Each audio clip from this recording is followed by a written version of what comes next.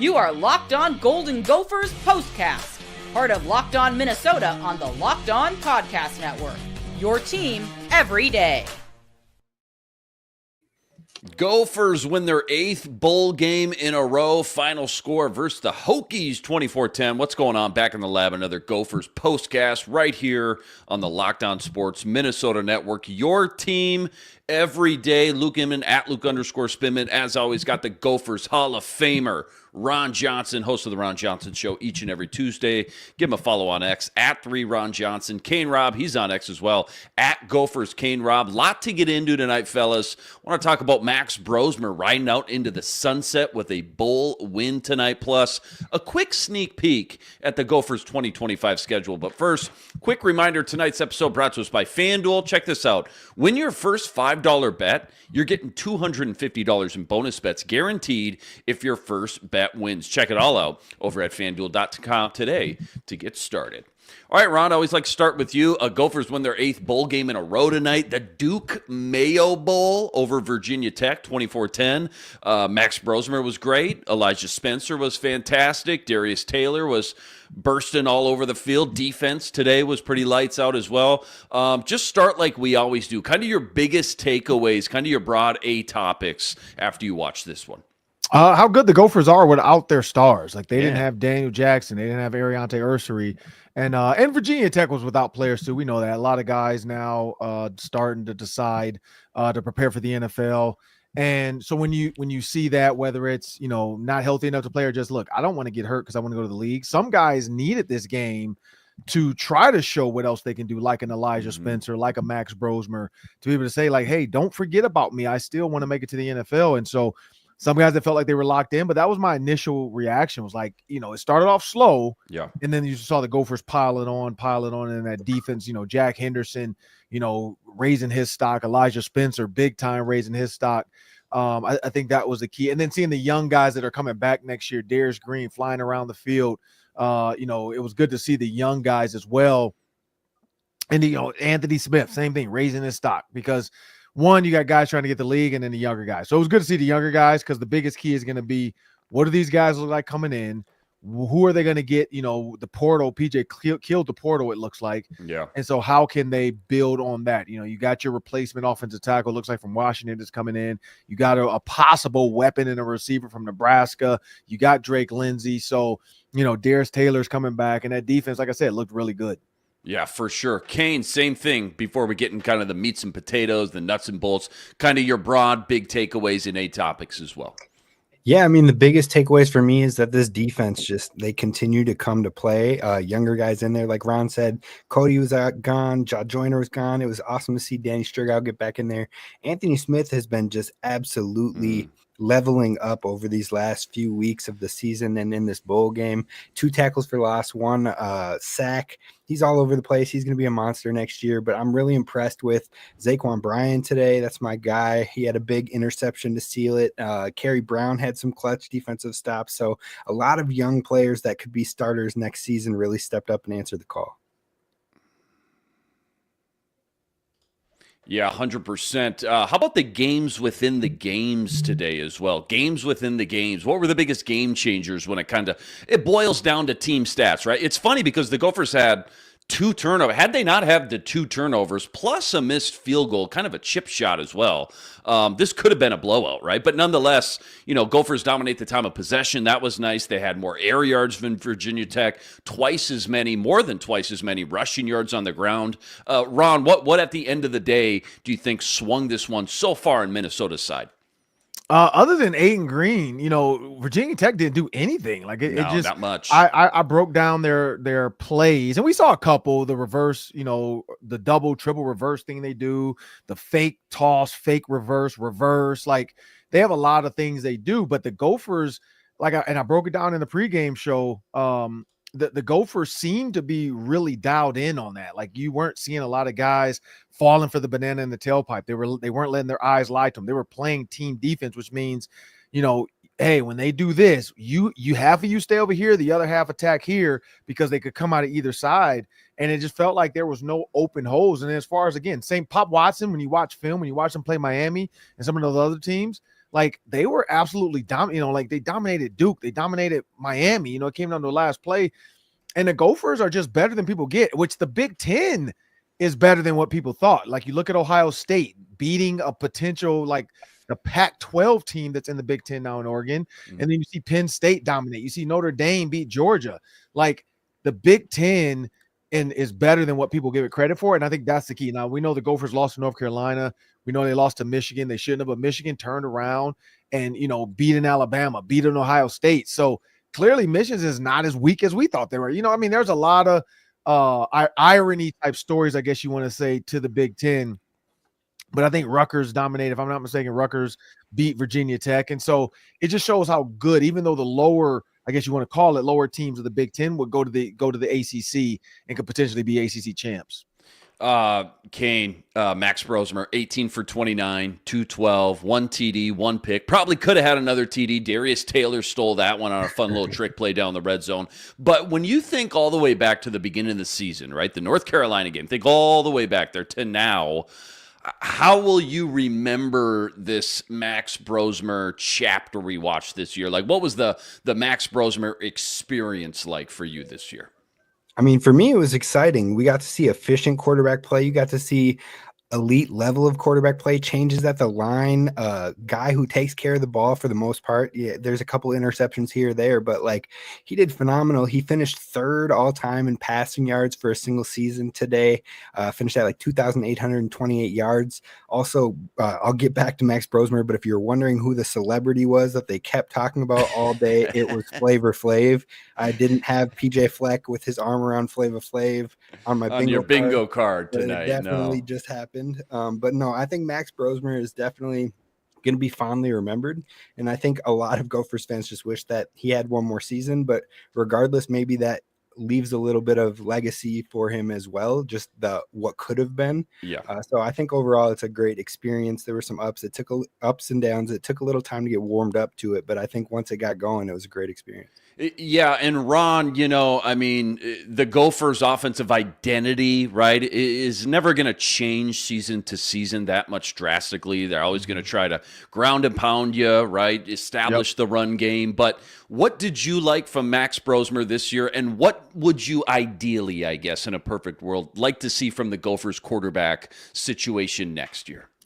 Drake Lindsey, and I heard a lot of this, leading up to this game, before this game, how much Drake Lindsey spent learning from Max Brosmer and how Max Brosmer's job was coming in, win games, be a great quarterback, but then teach Drake Lindsey how to be a quarterback, because there was no other veteran in that room besides Brosmer.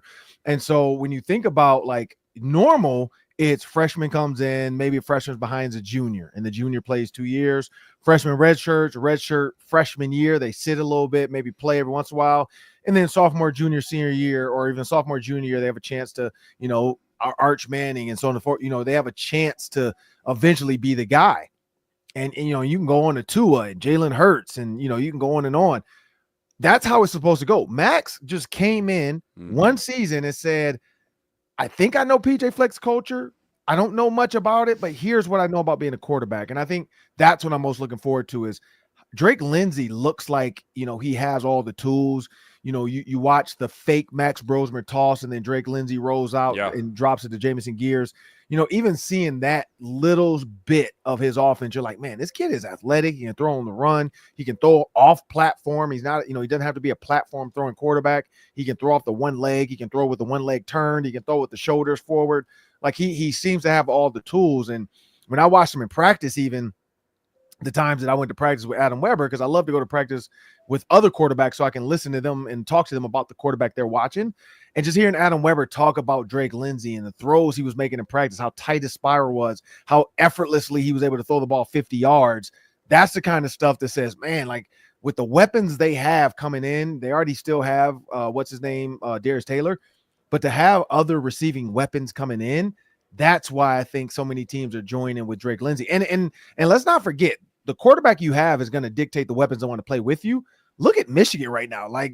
They are killing it as far as the portal goes and recruits too. So they're starting to get and they beat Alabama. All of a sudden they beat Alabama. Alabama's transfer portal running back commits to Michigan. So it's one of those things where you can, in a blink of an eye, you can change the season. And if you guys heard the show, the game, the broadcast was even saying, like, was it going to take PJ to be that 12 team?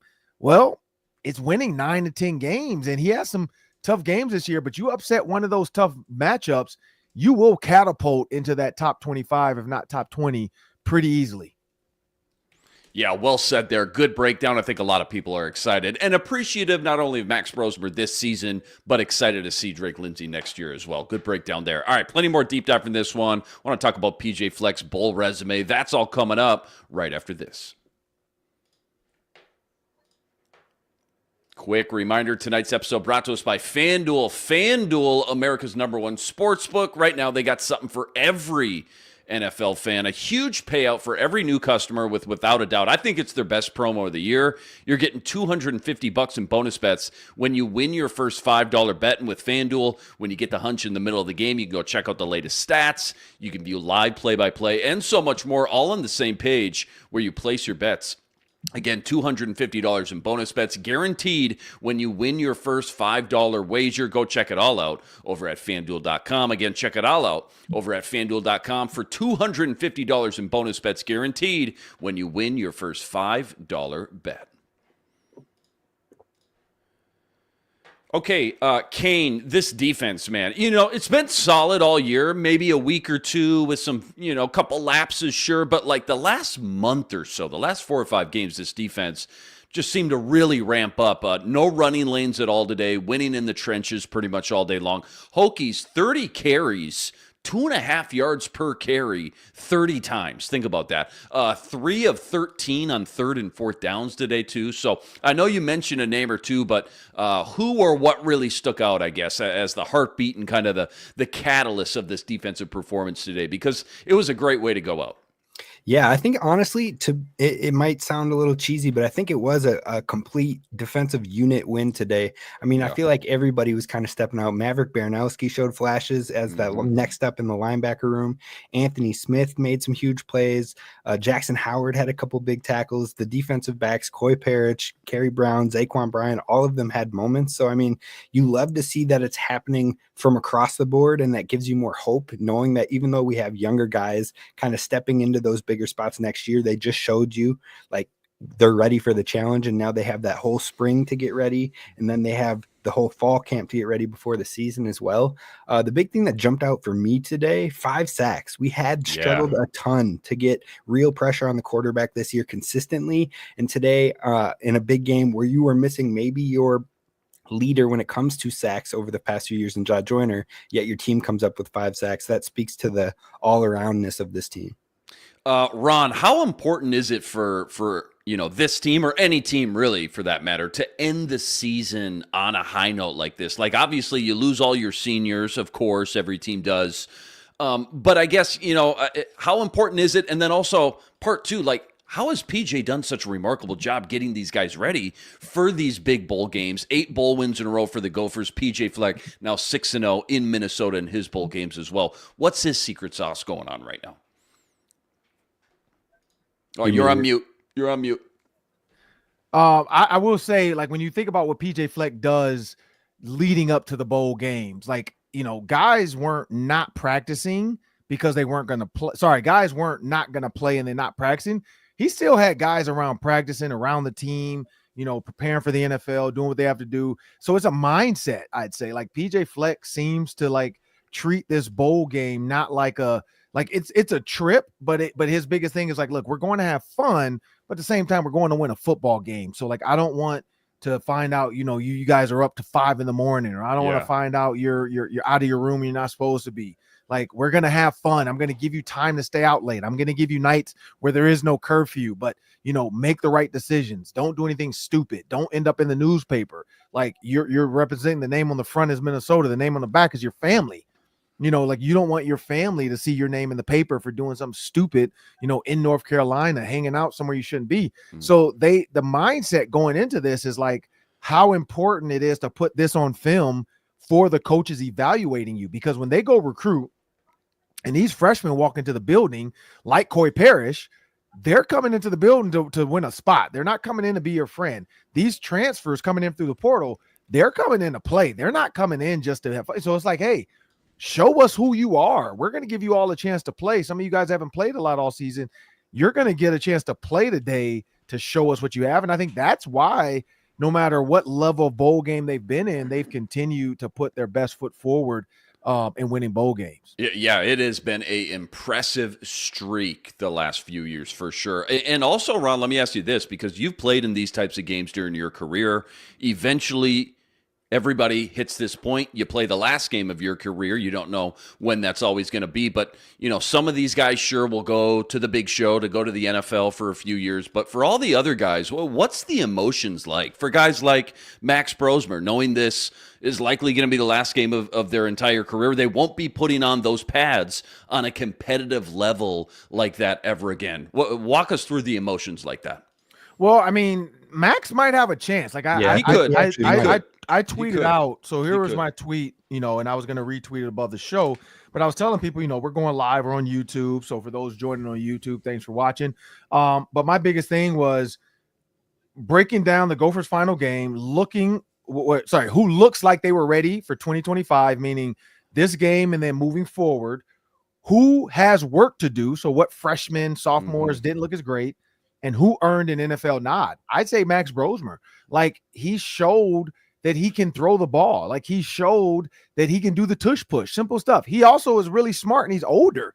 So if I'm a coach, nothing against Tanner Morgan. Tanner Morgan got picked up a couple times by teams and got to go into camp and then go in and come be, potentially be a practice squad guy. And so when I think about Max Brosmer and I watch his play, he's going to get a shot somewhere because PJ has a really good reputation. PJ seems to have a really good handle on showing the NFL his guys are culture guys. They're going to do the right thing. And that goes a long way. When you think about, if I'm thinking about a third quarterback on my roster or a fourth quarterback to be on my practice squad, how can I ensure that he's not going to do anything stupid? Well, you know what? This guy, I know the culture he's coming from. I know his coach.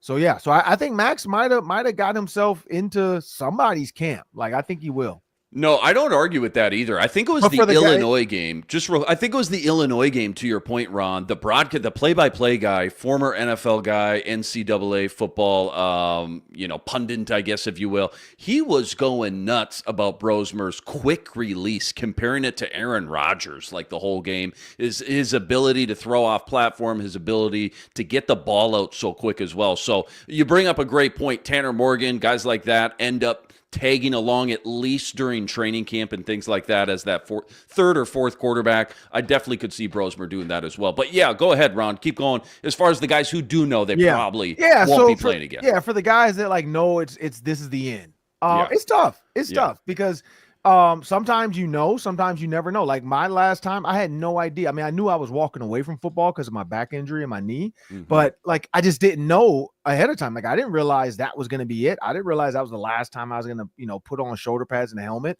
And so you just don't know. Like I still see to this day NFL guys that probably have no shot at getting back to the league because they've been out of the league for 2 years, still working out, still trying to post on social media. Like I'm ready when y'all are. It's like GMs aren't on social media recruiting players. And that's the tough thing is it's almost like people that do that are working out for themselves and to show the rest of the world and hope that people, get a little affirmation and, oh, I see you working hard, bro. I see you killing it. Keep going. That's fire.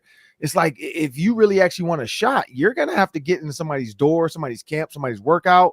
And unfortunately, a lot of these agents, once players show a year or two away and they have no shot getting back, these agents only get paid when they get paid. So they're not wasting their time looking after these guys anymore. So it is a tough thing. And again, NIL, some of these players that maybe got a sniff of some NIL because the Gophers do take care of all the student athletes and they all go to the event and they get I spoke at their event for all 600 plus athletes. A lot of these guys are going to walk out there and realize oh man, when this is over, I don't qualify. I'm not a student athlete anymore. Right, even though I didn't play much, I played a little bit, but I'm not going to I don't get that free money anymore. So there's a lot of realizations coming, but no, it's just like any high school kid that knows they're not going to play in college. It's the same feeling. This is the last time I'm ever going to get, because you can play basketball when you're in your 40s. You can play tennis when you're in your 40s. You can play baseball, softball when you're in your 40s. You can't play football. I mean, unless you're Aaron Rodgers or Brett Favre, but you can't just go put on pads at 45 with the dudes in your neighborhood, unless you're a crazy semi-pro person that just wants to die for no reason. But there's no pickup full contact football at the park. You can go to Lifetime Fitness or LA Fitness or and hoop and play pickleball, tennis. You can't go over here to your local gym and play full contact football. And I think that's the reason why, some guys are tonight, like, sitting in that hotel, getting on that plane tomorrow. Like, a lot of guys are coming to that realization where it hits you like, man, this is it. Like, I got to go get a job. And that's why I respect the kid. I don't know if you guys saw the recent post, the kid from Washington. That said, he did his whole thank you thing that everybody does and blah, blah. And then he's like, you know what? And I would like to, he said, I'm officially declaring for the job market. I need a job. So that's senior linebacker good. Drew Fowler from Washington. I appreciate that. Cause he's like, look, man, I'm not doing no grad portal. I'm not trying to transfer and be nobody's 5th-year linebacker. He's like, man, I know I'm not going to the league. I am done. I need a job. And so I can appreciate that. But that's for him. That's probably a little bit of therapeutic throwing it out there. Like, and my guess is he said, I'm on LinkedIn, hashtag open to work. He's gonna get some interviews based off that alone. Hey, call up Adam Thielen. What was he selling before he linked up and made that final 53? Like dental insurance or something like that. Adam Thielen, that was his plan. But good breakdown there. You're right. Obviously, there's such a big business aspect to this stuff going from college to the pros, and the NIL has changed a lot too. Kane, one more quick one before we move on to segment 3. Just your peak in your pit. Like, what was the one thing this season, Gophers 2024 season, you were impressed with the most, or maybe the most encouraged by, favorite moment, favorite game, whatever, and then the most disappointing thing, maybe something that didn't live up to your preseason expectations. Your peak in your pit. Yeah, I'll take the pit first, and we're just going to get it out of the way, but I think the Gophers got it out of the way right away, and that was Carolina. The UNC game. Yeah, I think that the all thinking missed field goals, the opportunity to start out huge right away. I think some fans dropped off right away. A lot of belief dropped, but I think they got that out of the way. Max got more comfortable as they went. Ron had mentioned on this show multiple times, if you flip the order of those non-conferences, we probably go 3-0 in the non-conference. So the fact that started off a little sour was definitely the pit, but they responded. I'd say the peak was probably the USC game, because you had the opportunity to fall into a bigger pit. You dropped the Iowa game, the Michigan game, and then you dropped the USC game. That could have been something you don't bounce back from, but I think they really rallied on that game, and then everything started to fully click from there. So I definitely think those were kind of the highs and lows of the season. Yeah, for sure. Well said there. 2 good ones, absolutely. Don't go anywhere. One quick segment left. I want to hand out some quick season awards for the Gophers and a quick sneak peek at the 2025 schedule. That's all coming up right after this. Quick reminder, tonight's episode brought to us by Prize Picks. Prize Picks, America's #1 fantasy sports app, now with more than 10 million members to date. And for me and my money, it's just by far the easiest. It's the most exciting way to get in on all the action while you watch your favorite sports and you watch your favorite players. It's so simple. All you got to do, you pick more or less on 2 or more player stats, and you watch the winnings roll in. Football season still in full swing here. We're in crunch time, so whether it's anytime touchdowns, receptions, tackles, sacks, you name it, they got it. Take your pick on more or less. Add them to your Prize Picks entry today. Plus, they now offer Apple Pay, quick and easy deposits into your account all season long. Download the Prize Picks app today. Use code LOCKEDONNFL for $50 instantly with any $5 wager. Okay, guys, just shout out anything, just knee-jerk reaction. I'm sure you guys have already seen this, but here's the 2025 schedule. Buffalo, Northwestern State, at Cal, Rutgers. Okay, those are your first 4. At Columbus, Ohio, Rutgers, Nebraska back at home, and then at Iowa. And then your last 4, Michigan State, at Eugene, Oregon. Go see those Ducks, at Northwestern, and then Wisconsin to end it at home. Only 5 road games, I noticed. But a quick knee-jerk reaction, just first thing or two you notice or think about when you hear what's on deck for 2025. Go ahead. I think that this schedule is a little bit more feasible heading into the season. A lot of people looked at this year's schedule and they're like, oh, this is so tough. This is so hard. Right. I think when you look at next year's, it looks a little lighter than it did this year. But if you mess around and you win the Nebraska, Iowa, Wisconsin, those more 50-50 type games that you look at just from at a glance, I think you can win 9-10 games next season. So for sure. Yeah. Ron, anything jump out to you major for good or bad, kind of scary, maybe a good stretch in their favorite game that pops out? Anything exciting for that 2025 schedule? Yeah. So when I was looking at the schedule originally, like, I'm not going to lie, I thought it was tough. I did think it was tough because you added some of the tougher teams. And so, and of course, I put, where did it go? So say them again. I think I pulled up. Yeah. Here you go. Yeah. Ready? Buffalo, Northwestern State, at Cal, Rutgers. Those are your first four. So 3 of your first 4 at home. And then at Columbus, Ohio, Rutgers, Nebraska at home, and then at Iowa. Those 4 feel like you're going to swing the season for good or bad. Oh, yeah. So, I got my notes now. Here it is. Yep. So the way I had it was win, win, win, win. I think they start off 4-0. So you don't see a loss on the schedule. Win. Not until Ohio State. And so I do see win, win, win. So I see 4 wins out the gate. One, getting Rutgers at home is going to be a big key for them too. Rutgers, to me, you'll have Ethan Caligman is coming back to Minnesota unless he decides to late transfer or leave or something. Who knows? But because Ethan has another year, right?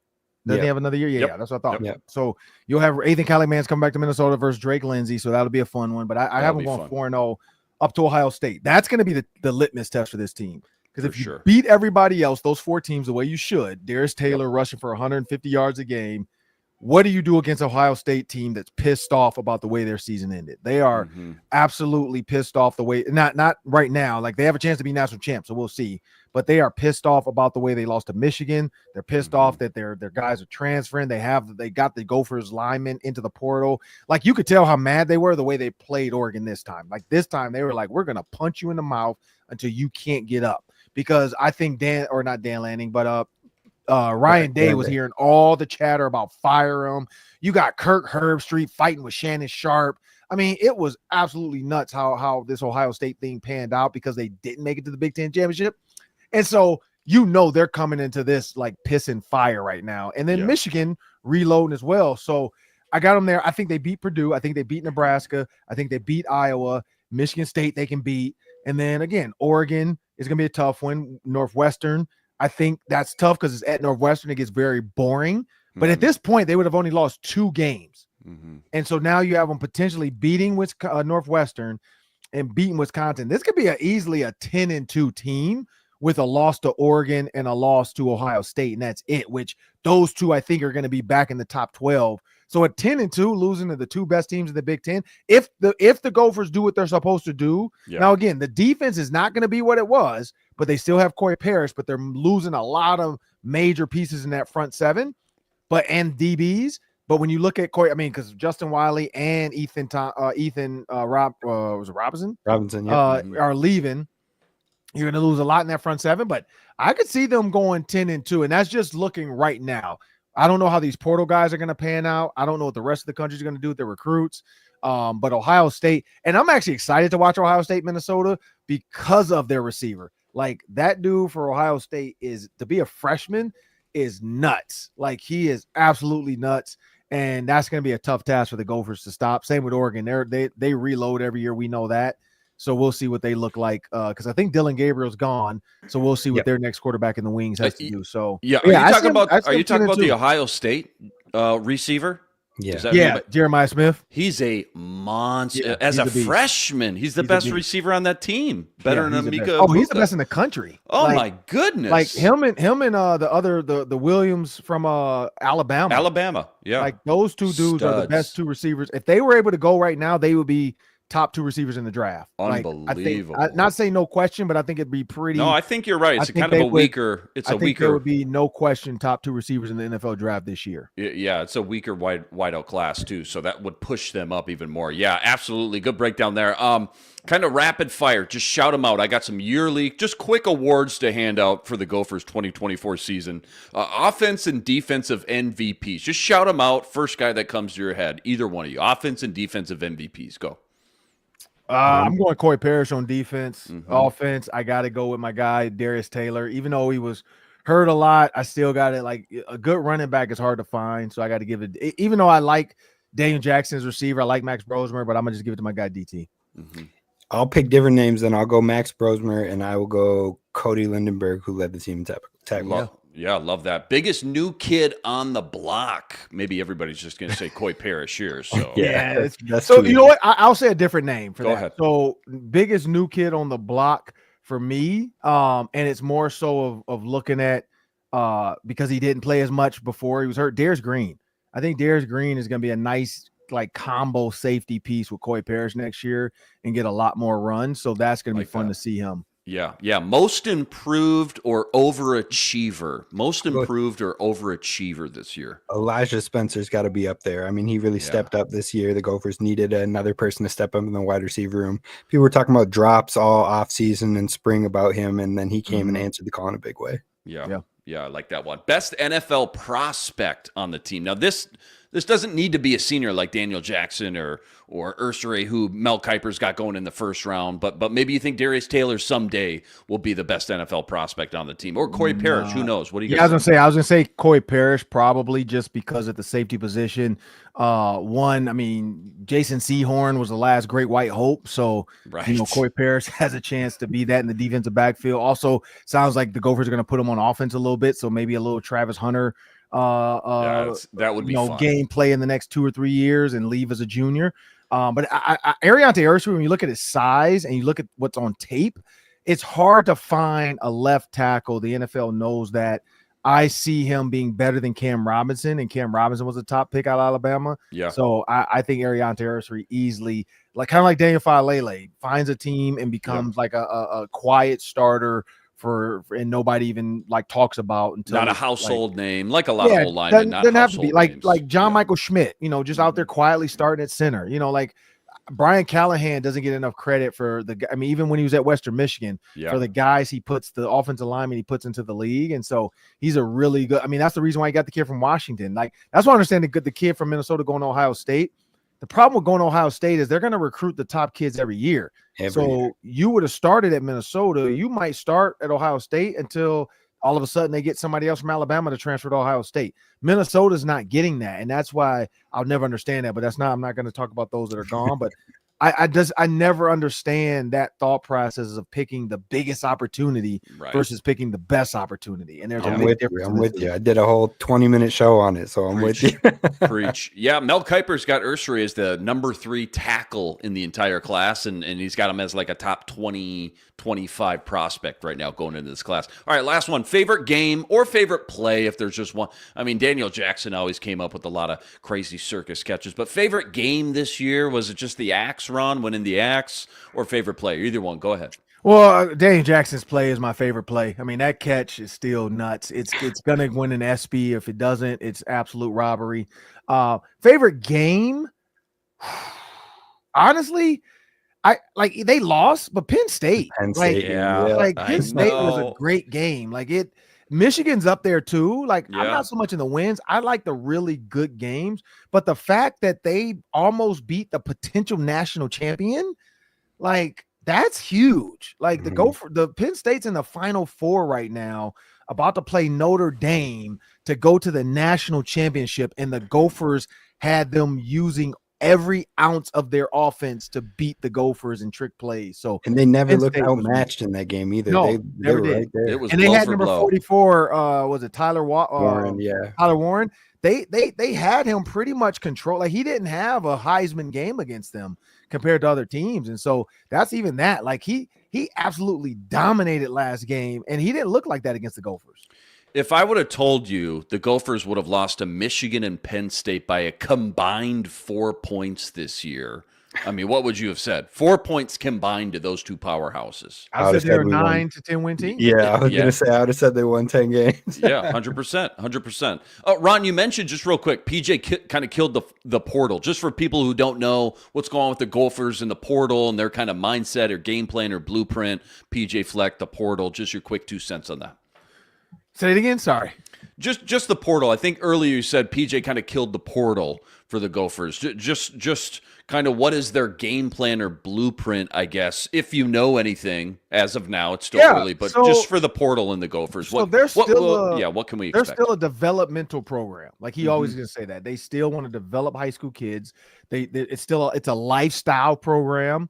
And for those that understand what that means, it just means like they're getting guys in that might not be NFL guys, but they are really good college football players that can help them win games. But at the end of the day, they're making these guys, whether they're NFL guys and Tyler Nubens are going to get drafted, or whether they're just getting a degree and they want to be a doctor when they leave, or whether they're the punter kicker, Mark Craw, it's like they are creating men in this program. And I think that's their key in the portal is when they meet guys in the portal, they want to get their story. They want to ask them, like he talked about what Christian Driver, and he said, what did Christian Driver have to say about Penn State? And he spoke nothing but highly of it, because he's like, if I get a guy that's going to complain about his previous stop, he's going to complain about us. So he's like, that's his plan, is get cultured guys that fit within, meaning they're going to come into the locker room and they're not going to rock the boat. They're not going to come into the locker room and say, look at me, look at me, look at me. He wants to get guys like an Ethan Robinson who's going to come in, be a starter, and shut his mouth and play football. And that's what Ethan Robinson did. And I think even Ethan Robinson, like he's going to have some, with his height, like he's legit over 6 feet. I interviewed him and we stood head to head just because I wanted to see, and his arm length is long. He's going to have a team or two reach out to him and say, hey, we want to bring you into camp, or hey, we might draft you in the 7th round. Like that's the one thing when you think about guys like, Cam Dantzler or something. When I watch Ethan Robinson, I'm like, he's similar to Cam Dantzler, long, tall, but bigger and stronger. And so I think the way the Gophers DBs have played, that's their plan, is like find guys to replace it. They found their Tyler Nubin replacement. They found their Antoine Winfield replacement. They're just, now they got to find their Daniel Jackson replacement, which they might have did with the kid from Nebraska. Like we got to find our Max Brosmer replacement. They had Drake Lindsey come in. Like they just try to find the pieces that fit. And then next is finding guys that when they come in too, your other guys don't get mad and want to transfer.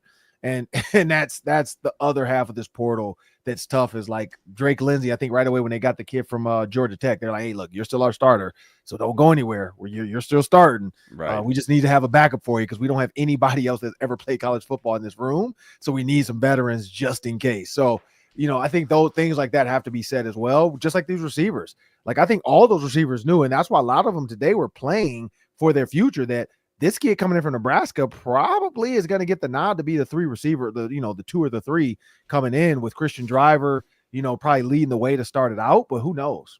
Oh, fantastic stuff. Fantastic breakdown there. Last one, college football playoffs. Let's hear it. Who's going to win it all? Buckeyes versus Longhorns, Notre Dame versus Penn State. And 1 to 10, what do you guys think of this first preliminary year, I should say, I guess, of the expanded college football playoffs? Ron, start with you. Do you like this so far, or I like do. the old way? Yeah. I do. I like it so far. I think the bye week, a lot of people might want 16 teams to get rid of the bye week because it doesn't seem to be a advantage or disadvantage.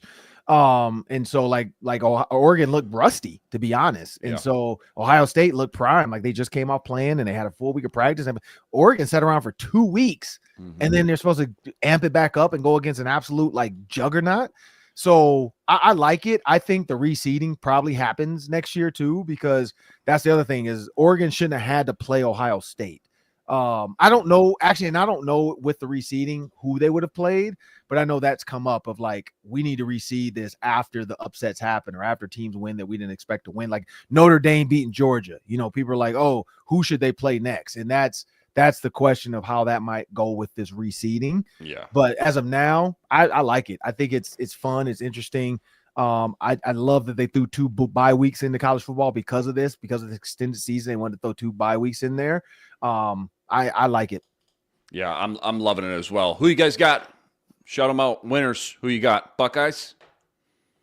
I don't know, man. How good was that Texas-Arizona State game, by the way? Oh, my God. Yeah, Texas, Ohio State, Penn State, Notre Dame. I feel like the winner is going to come from Ohio State or Texas. Yeah, I can see that. Whoever wins it. But honestly, I think Ohio State wins it. But if Texas beats Ohio State, I think then it's anybody's game. I don't think Texas is strong enough to beat Notre Dame or Penn State. I think Ohio State is. Yeah.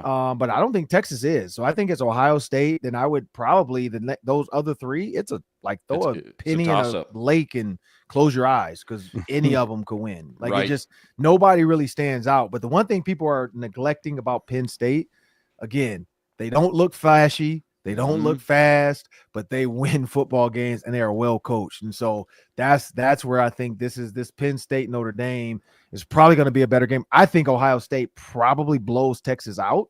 Or it's just it doesn't feel competitive maybe. But I do know that like Notre Dame, Penn State. Penn State's way better than people give them credit for.